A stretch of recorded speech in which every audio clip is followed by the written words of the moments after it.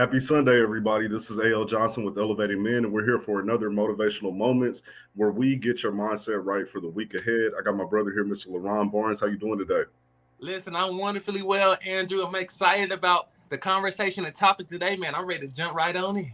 All right, let's do it. Let's do it.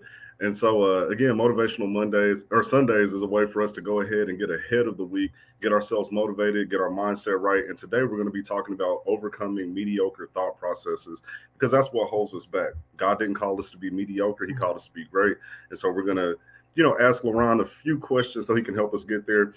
He's Elevating Men's resident motivational speaker as well as a certified life coach, and so he has a ton of wisdom, and I'm excited to hear from him. And so we'll start this off. There is a quote that you shared with me regarding mediocrity. What was that quote? It was a quote by Joseph Jabert, and he said that mediocrity is excellent in the eyes of the mediocre. Say And that one that more quote, time. Say that one yeah, more time. Say that one more time. I felt that it was definitely needed, Andrew. Let me say that mediocrity is excellent in the eyes of the mediocre. What does that mean to you? Like when you first read that quote, like what was kind of like your thought process? What sparked for you? A lot of people are mediocre. A lot of us were. I was a mediocre individual. And what really got me is that many people think they are doing very great at a thing, but they're only doing enough. I was talking to my daughter the other day because she plays volleyball and she didn't have the best game of the season, even though they just started for the most part. But she really hasn't had the best game that game. And we had a conversation afterwards. And then I asked her the question. I said, "Baby, how do you think you played?" And she said, "Not good at all." And I asked her, "Well, did you give it your all?" She said, "Yes, I did, Daddy. I really did give it my all." I said, "Well, let me ask you this, boo. I want to be very transparent with you. If I go to your coach and ask her how you play in practice, will she say that you go above and beyond the norm?" And she said she believed that she would. But I asked her, I said, "Listen, what are you doing, baby? I said, do you want to be the best, baby, at this game?" She said, "Yes, Dad." I said, "What are you doing to make yourself better at your game?" She said, "Well, I'm doing what everybody else does. That's how I'm doing it." That right there helped me identify. I said, "Baby, that's what mediocre players do. That's what average players do. If you want to be great and you want to be above average, you want to be the best, as Les Brown said, you have to be willing to do the things that others won't do in order to have the things that others won't have." I said, if you want to be better, it's not about what you're doing in practice when you're at school, but what you're doing after practice. The only way for us to get better is to do more than that's required. And excellent and mediocrity is excellent in the eyes of the mediocre, because the mediocre can't see. I love that. I love that. One thing that I feel that kind of determines our activity and how aggressive we are in pursuing our goals is how we view ourselves, right?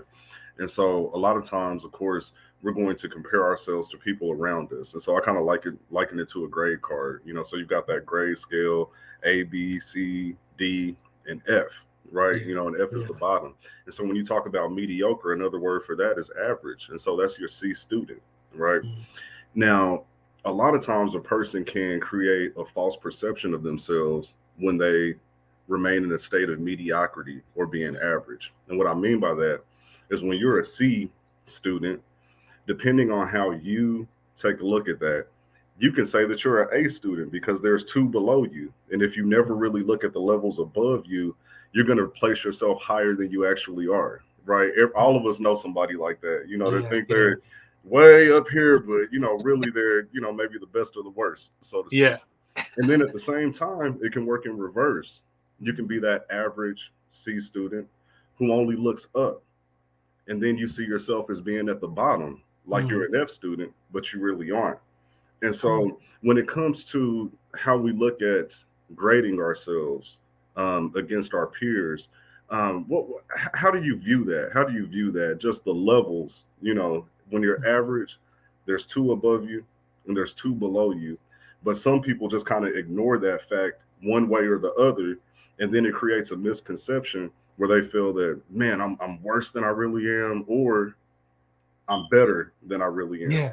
Can you speak to that a little bit? Absolutely, Andrew. The first thing we have to do is we have to be honest with ourselves. We have to identify exactly where we are, what type of student we are, what type of player we are, what type of person we are when it comes to going after and achieving our goals and our dreams. We have to understand that. The first thing I want to help you understand is the grading scale. Where are you is the question. If we are, when you're an A student or an A in a student in life, that what an A student does is they do exactly what they're supposed to do when they're supposed to do it. That's what A students do. They do exactly what they're supposed to do when they're supposed to do it. A B student does what they're supposed to do. Now, it may not be exactly when they're supposed to do it, but they get it done. That's a B student. A C student does just enough to get by.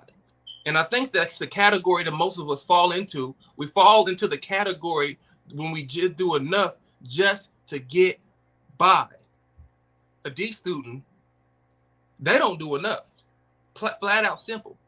And if I was honest, if I can be honest and transparent with you, that's where I was. I was a D student for so long in my life because I didn't do enough to get a result.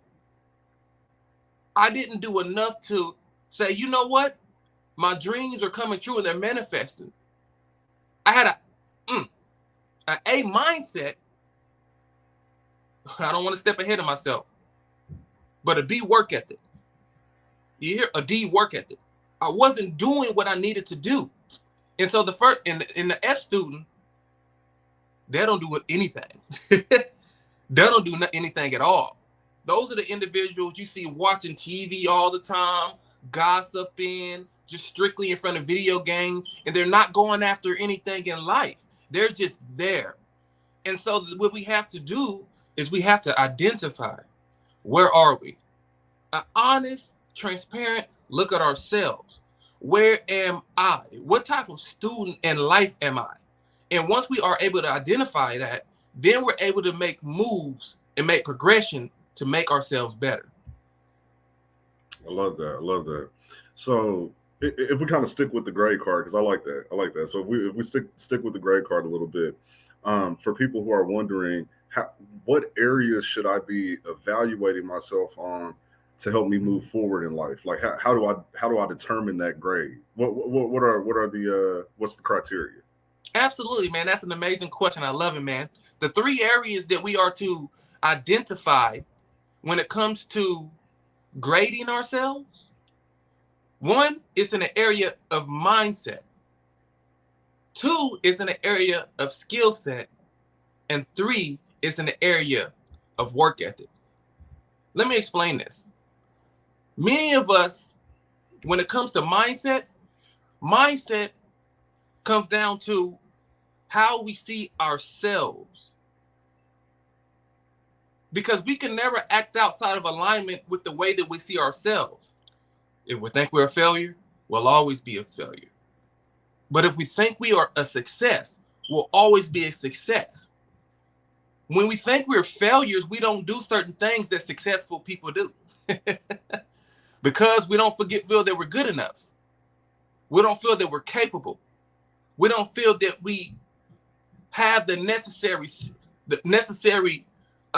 skills to do that thing. Our mindset is how we perceive a thing.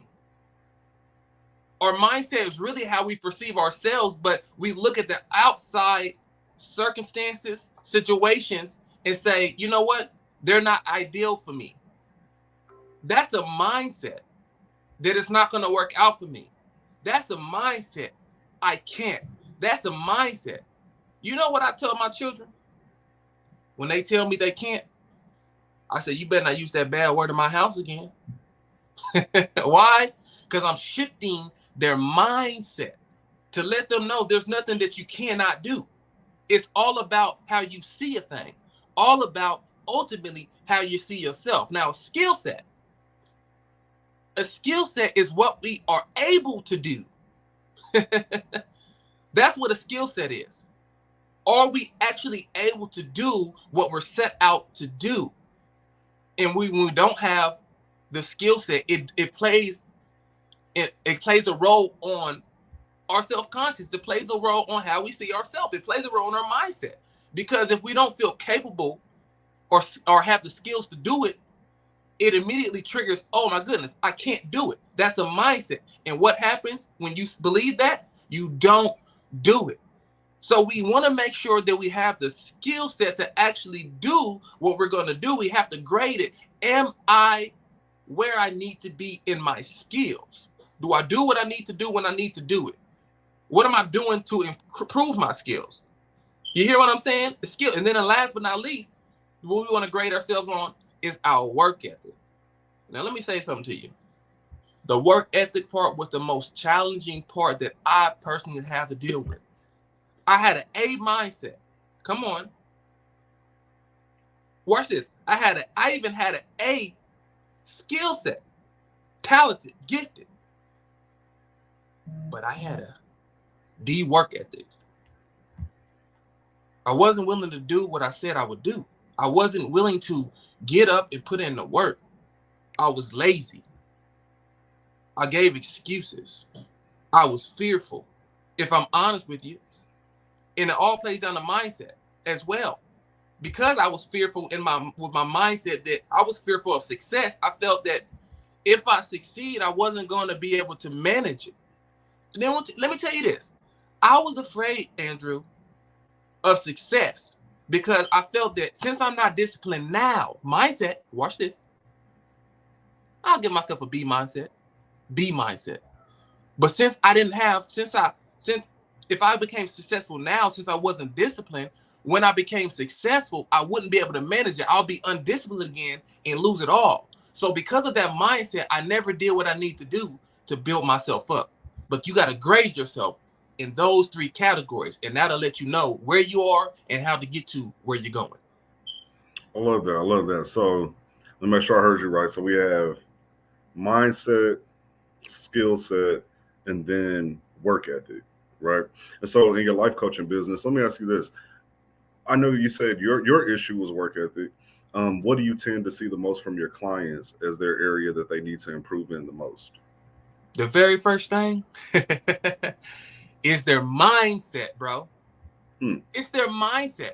Watch this. So I work with entrepreneurs. That's my niche. I work with entrepreneurs who are not making the money in their business that they want to make. They know they're skilled. They know they're talented. They know they need something more because their upline or the person that they're working with they're very good. They're doing what they're supposed to do, but there's some other things that they're not receiving. And what I've discovered when I'm coaching my clients in particular to make more money and to be successful in their business, what I ran into is the way that they see a thing. The very excuse that they're given is a mindset issue. The question I'm going to ask you is, why are you not making the money you want to make? Why is your business not succeeding the way that you want to succeed? The very answer that comes out of their mouth is a mindset thing. That's a perception thing. So the very first thing I'm going to do is I'm going to ask you, I'm going to challenge your mindset.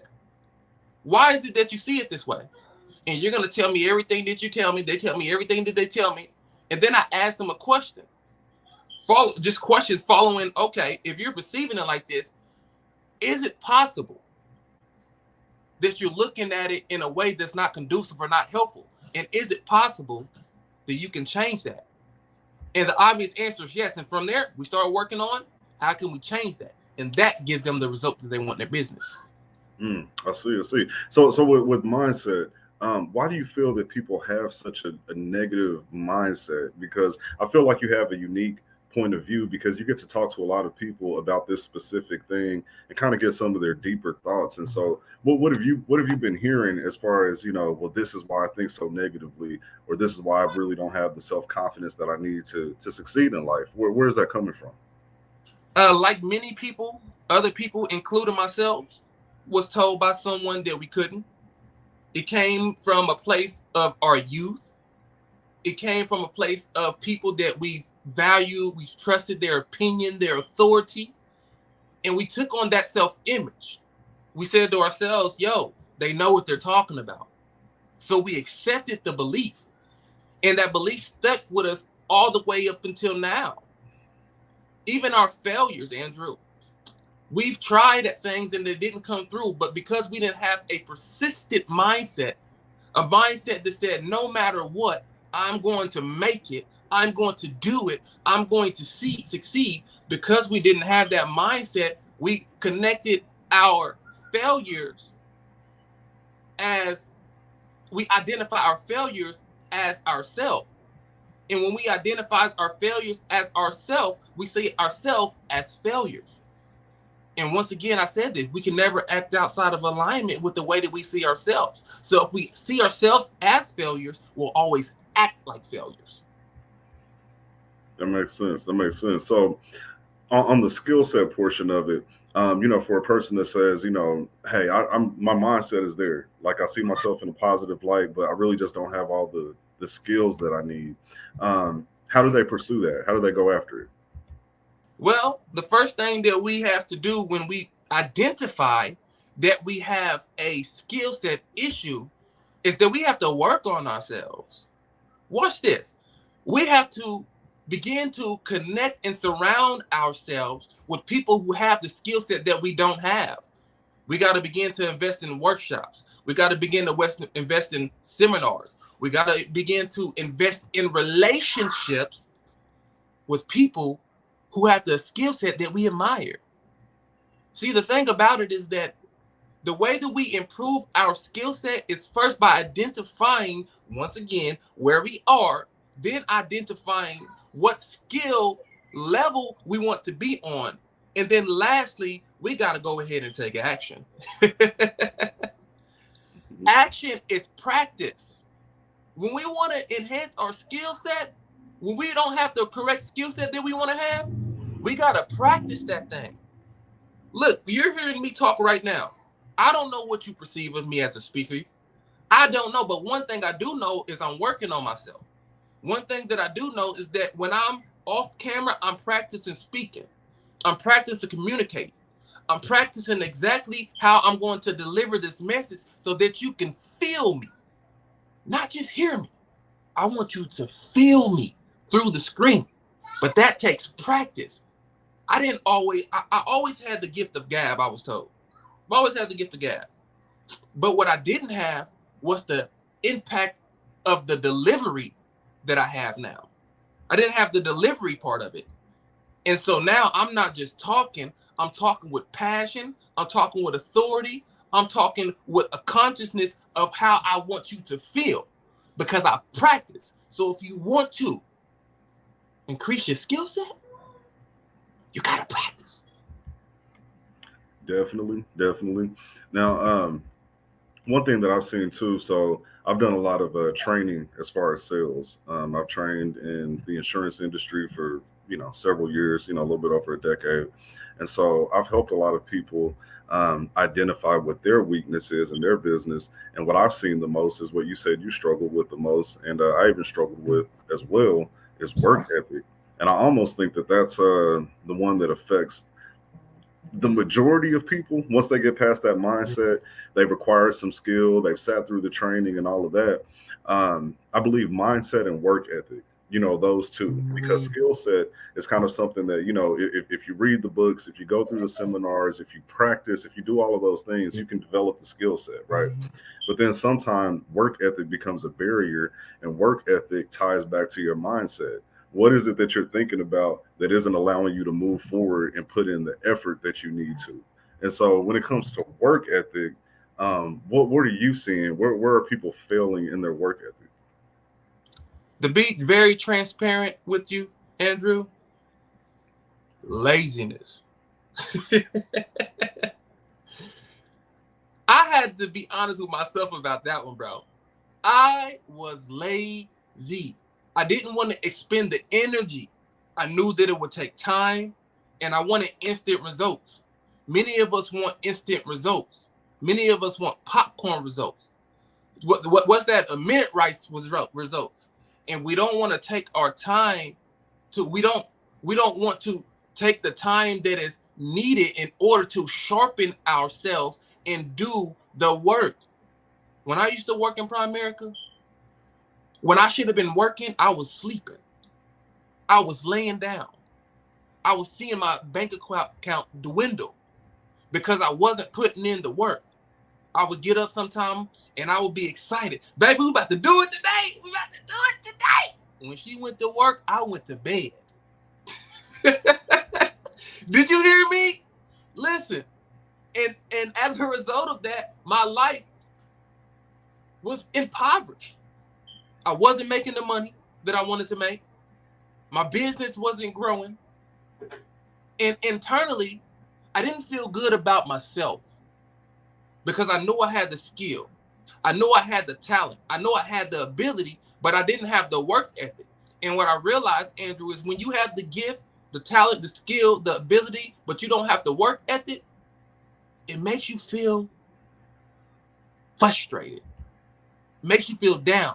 It just does something to you that messes with your psyche. Mm-hmm, mm-hmm. One thing that you have to do, I believe, as well, is create the desire to work. And I know that may not make sense, but if you liken it to the gym, like, I enjoy working out. I know you work out as well. And you kind of get to a point where if you work out consistently and with enough intensity, your body begins to crave that work, right? Mm-hmm. So you work out and you get sore and it hurts and you got to recover and all of those things. But if you keep at it, your body starts to crave that. And it's the same thing with pursuing your goals. When you program yourself to have a work ethic through not giving up at the beginning part, when you really don't feel like it, it kicks in. But most people can't sustain it long enough, right? Like I shared in the last show, when it comes to life insurance, I would go out and knock doors. I'm talking like, 100 doors a day. I'm knocking doors, right?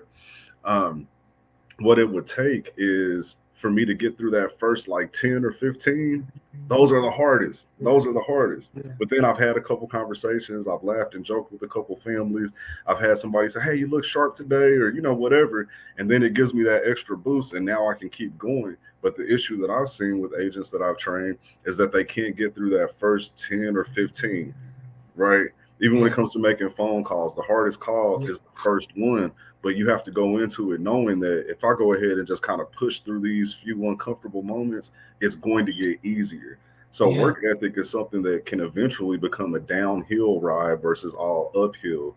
But you Mm. have to go into it knowing it's uphill at first, Yeah. right? It's Yeah. uphill at first. How do you feel about that?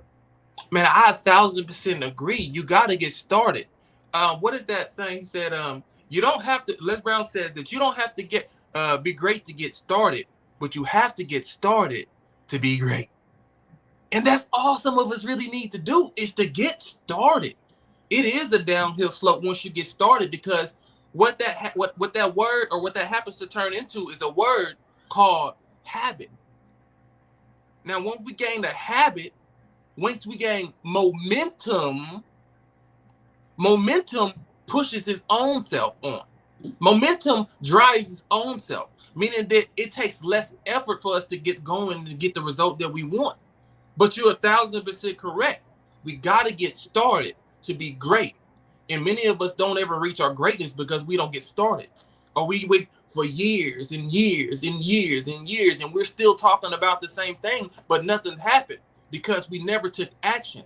We never got the work ethic that we needed to succeed. See, You Andrew, let know, me say this one thing real quick. I want you to please, but watch this. You can have the mindset, as you said, and you can have the skill set. But if you don't have the work ethic, your life will remain where it is right now and never move forward.